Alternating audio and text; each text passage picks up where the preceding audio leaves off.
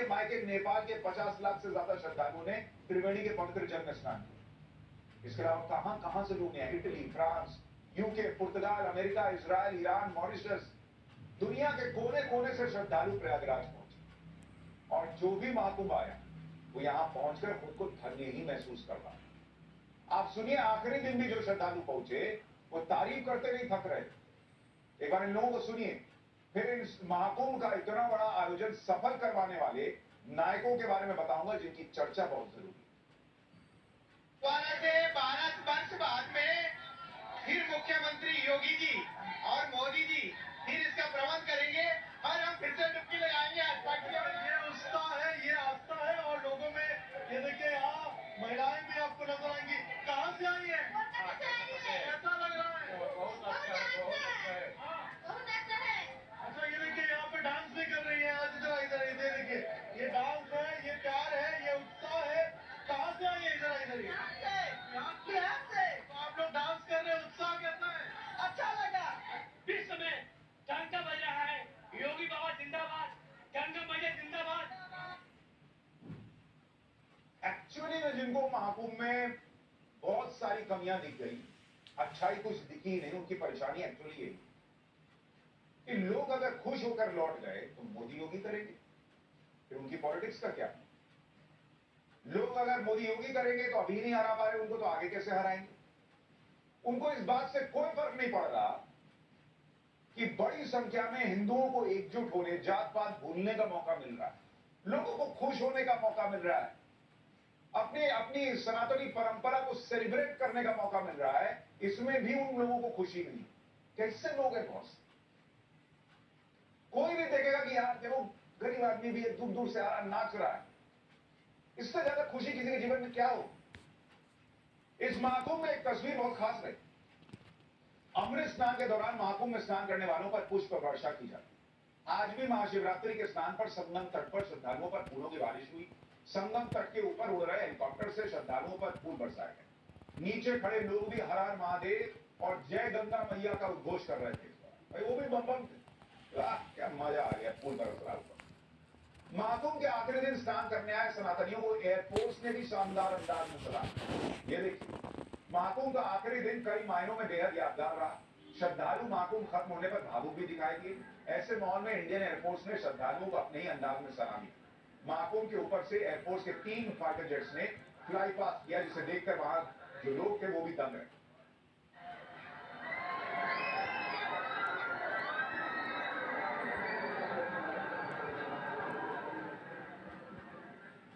महाकुंभ के शुरू होने से लेकर इसके समापन तक हर कदम पर चैलेंजेस ही चैलेंजेस। करोड़ों की भीड़ को मैनेज करना आसान नहीं और आज आखिरी दिन तो डबल चुनौती। भाई पहली चुनौती तो ये थी कि आज आखिरी दिन है तो भीड़ भी पहुंचेगी, तो सबको पता था। जिन लोगों को लगा कि इसके बाद पता नहीं कब मौका मिलेगा वो महाकुंभ पहुंच गए। दूसरी चुनौती ये थी कि मेला क्षेत्र में बने 5 प्रमुख शिवालयों में भी भारी भीड़ उमड़ रही क्योंकि महाशिवरात्रि थी।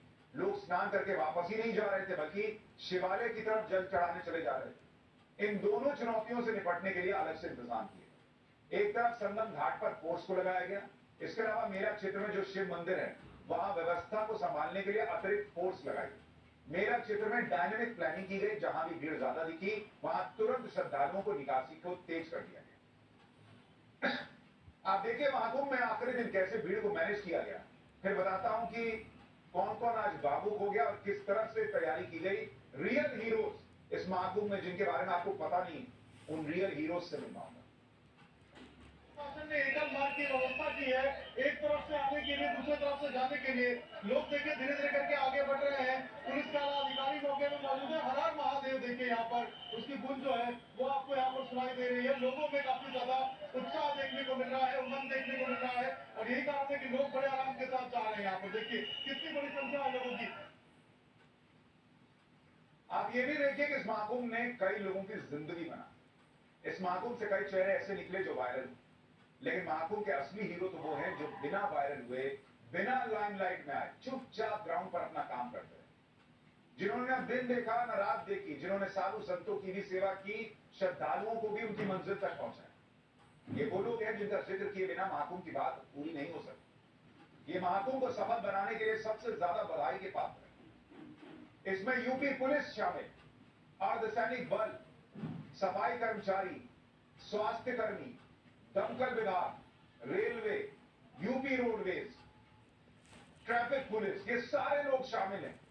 आप देखिए बॉस किस तरह से ये सफाई हुई, किस तरह से लोगों को 45 दिन वहां दिक्कत ना हो। इन लोगों ने, जिन लोगों ने काम किया है 45 दिन, आप देखिए उम्र देखिए, तो लगे हुए हैं, काम किए जा रहे हैं। 65 करोड़ लोगों के आने की व्यवस्था को 45 दिन मेंटेन करना कोई मामूली बात नहीं है। ये है असली हीरोज। इन सबको सलाम है बॉस, जिस तरह से इन लोगों ने मैनेज किया। इनके योगदान के बिना महाकुंभ पूर्ण हो ही नहीं पाता। और इसके अलावा भी एक लंबी लिस्ट है जिसमें वो वॉलंटियर्स हैं जिन्होंने दिन रात श्रद्धालुओं का ख्याल रखा, वो दानवीर हैं जिन्होंने महाकुंभ में मुफ्त भोजन पानी का इंतजाम किया, वो टेक्निकल टीम है जिन्होंने टेक्नोलॉजी की मदद से इस महाकुंभ को आसान बनाने का प्रयास किया। आप ये भी देखिए कि महाकुंभ में स्नान करके लोग खुद को सौभाग्यशाली माने, लेकिन जो पुलिसकर्मी या बाकी लोग मेला क्षेत्र में तैनात हैं वो संगम के इतने करीब होने के बाद भी स्नान नहीं कर पाते, क्योंकि वो ड्यूटी पर, उनके लिए उनकी ड्यूटी ही सबसे बड़ा पुण्य था।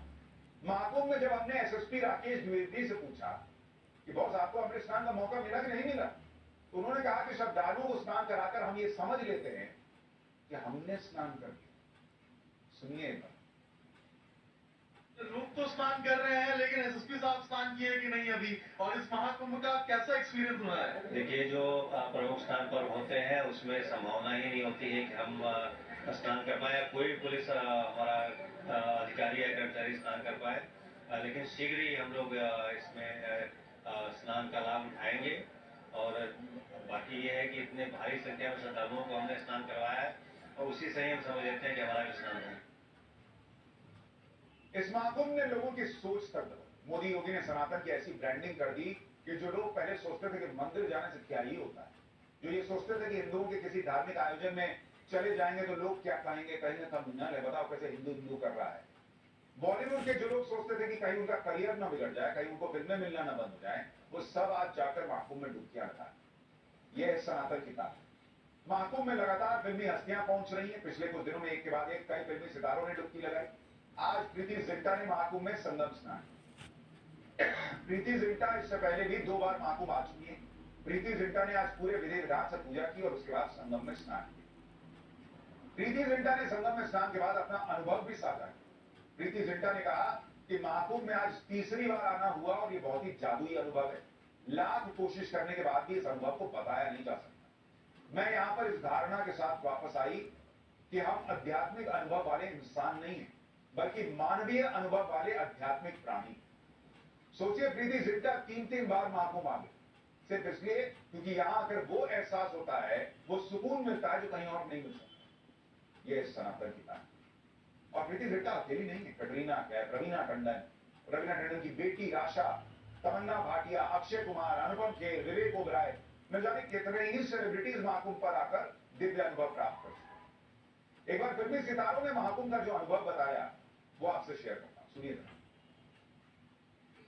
के जीवन में मेरा सारा परिवार आया हुआ है, हमारे सबके जीवन में, कि ये फिर दोबारा शायद इस जीवन में ना मिले, अगले बहुत सारे जन्मों के बाद शायद फिर ये मौका है, तो क्यों ये मौका जाने दे हाथ से। तो इसलिए हम जब यहाँ हैं और हमारे पूज्य स्वामी जी जो हमारे पिता समान है, और जो साध्वी जी हैं, मेरी मित्र हैं और मेरी गाइड हैं, उनके कहने से कि बस तुम आ जाओ, महादेव बुला रहे हैं, आ जाओ, तो यही हुआ। मैंने कहा मैं बस आ रही हूँ, और हो गया, महादेव ने रास्ते खोल दिए और हम आ गए। मैं अभी सबसे कह रही थी कि आज मेरी सबसे जिंदगी की सबसे खूबसूरत सुबह आज थी।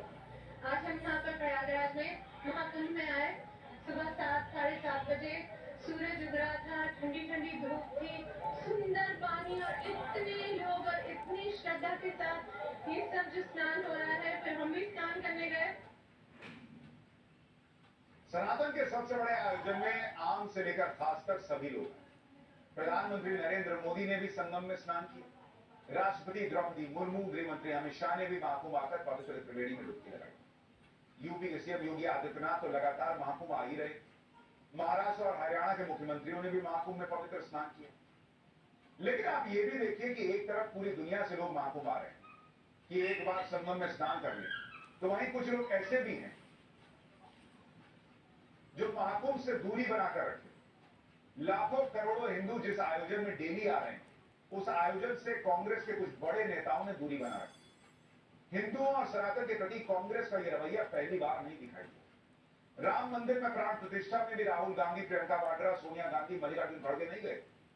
सभी को निमंत्रण भी मिला, उसके बाद भी ये लोग नहीं गए। इसी तरह से महाकुंभ में भी राहुल गांधी, प्रियंका वाड्रा और खड़गे ने दूरी बनाए रखी। पहले यह खबर आई थी कि राहुल और प्रियंका महाकुंभ जा सकते हैं, लेकिन नहीं ये गए। खत्म हो गया महाकुंभ, लेकिन नहीं गए। बड़े नेता तो नहीं गए, लेकिन कांग्रेस के कई नेता महाकुंभ आए भी, जैसे हिमाचल प्रदेश के सीएम सुखविंदर सिंह सुक्खू ने संगम में स्नान, कर्नाटक के डिप्टी सीएम डीके शिवकुमार ने महाकुंभ आकर संगम स्नान कर दिया, दिग्विजय सिंह अपने बेटे के साथ महाकुंभ में आए थे और स्नान किया।